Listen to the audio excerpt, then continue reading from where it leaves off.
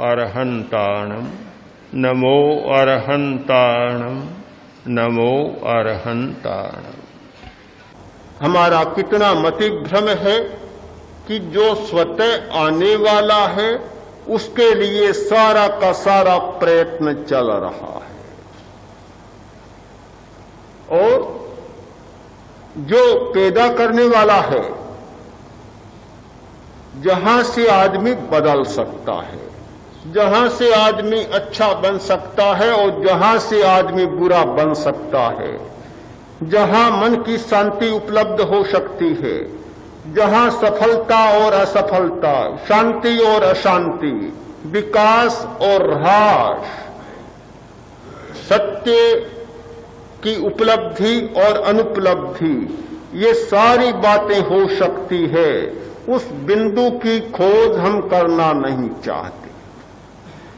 ये ध्यान की प्रक्रिया, पूरी प्रक्रिया उस बिंदु की खोज की प्रक्रिया है, ये परिणाम की प्रक्रिया नहीं है। परिणाम चाहने वाले लोग, तात्कालिकता में विश्वास करने वाले व्यक्ति, केवल वर्तमान को उपलब्ध होने वाले व्यक्ति, वर्तमान की घटना पर व्यग्रता से चिंतन करने वाले व्यक्ति कभी इस प्रक्रिया को उपलब्ध नहीं होते और न ध्यान के द्वारा वे गहरे सत्य तक जा सकते। समग्रता से किसी वस्तु का विश्लेषण किए बिना जो होना चाहिए वह नहीं होता, न ठीक परिणाम आता, न ठीक प्रवृत्ति होती, और वृत्ति की तो बात ही नहीं होती। हमने चिंतन के संदर्भ में 5 सूत्र प्रस्तुत किए। समग्रता की दृष्टि, पहला सूत्र है समग्रता की दृष्टि। हमारी दृष्टि समग्रता की होनी चाहिए। समग्रता की दृष्टि होती है तो सत्य के प्रति हमारा झुकाव होता है। फलतः परिणाम यह आएगा, हमें सत्य उपलब्ध हो जाता है। यदि हमारा दृष्टिकोण, हमारी मूल में वृत्ति है आग्रह की, एकांतिक आग्रह, वह वृत्ति बैठी हुई है भीतर में, तो हमारा सारा प्रयत्न मिथ्या होगा। हम जो भी सत्य को पकड़ेंगे वह अधूरा होगा, पूरी बात नहीं होगी, निरपेक्ष बात होगी, परिणाम होगा विवाद। जितने विवाद चलते हैं, चाहे राजनीतिक प्रणालियों के क्षेत्र में, चाहे दार्शनिक प्रणालियों के क्षेत्र में, चाहे सामाजिक जीवन की पद्धतियों के क्षेत्र में, कोई भी क्षेत्र विवाद मुक्त नहीं है। वे सारे विवाद चल रहे हैं, वे सारे के सारे विवाद इस एकांगी आग्रह के कारण चल रहे हैं। हर दर्शन, हर व्यक्ति ये प्रमाणित करना चाहता है कि मेरी प्रणाली, मेरी पद्धति सबसे अच्छी है। बात तो बहुत अच्छी है, ये विश्वास भी होना चाहिए कि बहुत अच्छी है, किंतु जब एकांगी बात आ जाती है, अधूरी बात आती है, तो किसी की भी अच्छी नहीं होती। मैं तो बहुत बार सोचता हूं कि भाषा में उतरने वाली कोई भी बात सर्वथा अच्छी नहीं होती, पूर्ण नहीं होती।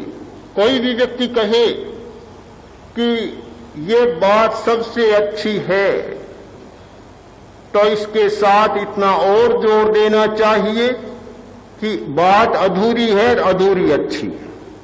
पूरी बात तो हो ही नहीं सकती।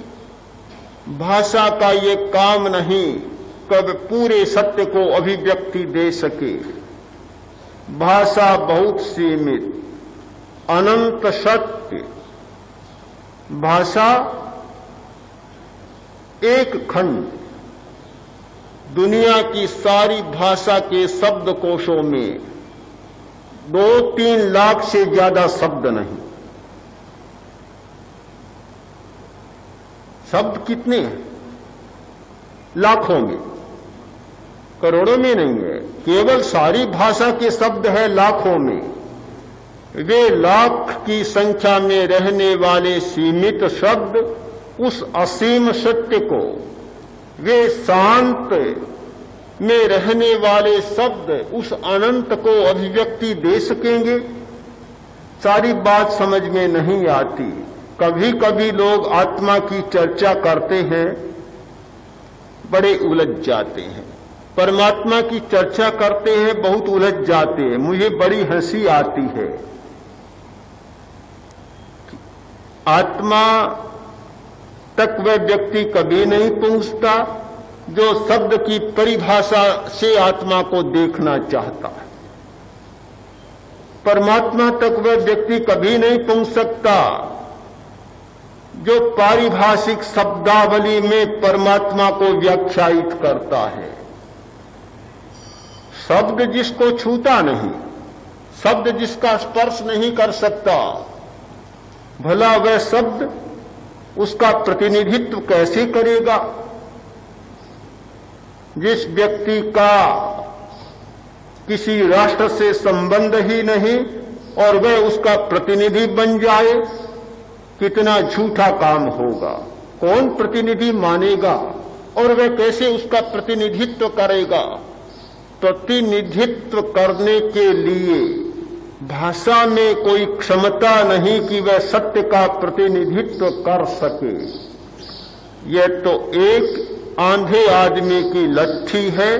अंधा आदमी चल नहीं सकता तो सहारे के लिए हाथ में लट्ठी ले लेता है और वह टिका टिका कर चलता है। क्या अंधे की लट्ठी को हम बहुत बड़ा मूल्य दें? उसका जितना मूल्य है वह तो ठीक है कि भाषा के बिना हमारे जीवन का संपर्क नहीं होता, सामाजिक संपर्क नहीं होता, हमारे संबंध स्थापित नहीं होते, हमारा काम नहीं चलता। इसलिए भाषा को भी एक स्थान देना पड़ता है।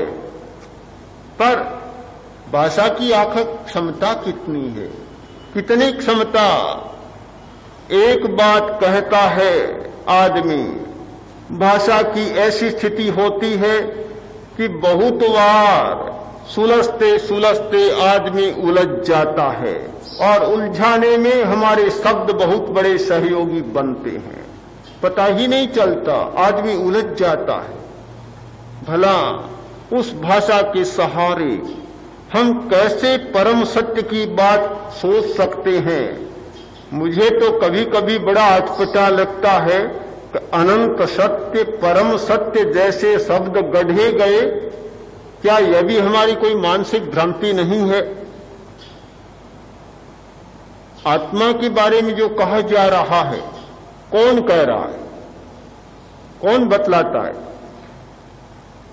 आत्मा तो बोलती नहीं, आत्मा तो अपने आप को प्रकट करती नहीं। वह तो बहुत गहरे में और गहरे में है, सूक्ष्म सूक्ष्मतर और सूक्ष्मतम है। फिर कौन अभिव्यक्ति दे रहा है? एक बड़ा प्रश्न है। हम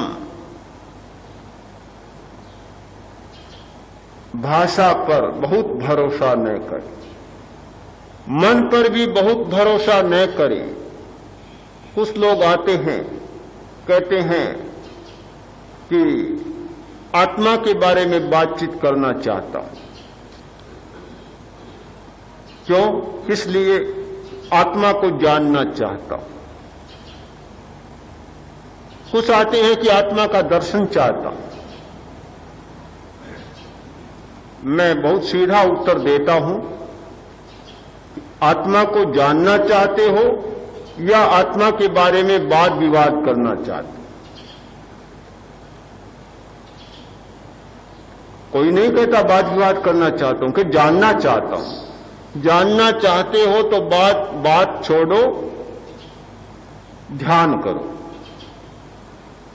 मन को शांत करो, मौन करो, अंतर मौन करो और शरीर को स्थिर करना सीखो, शिथिल करना सीखो।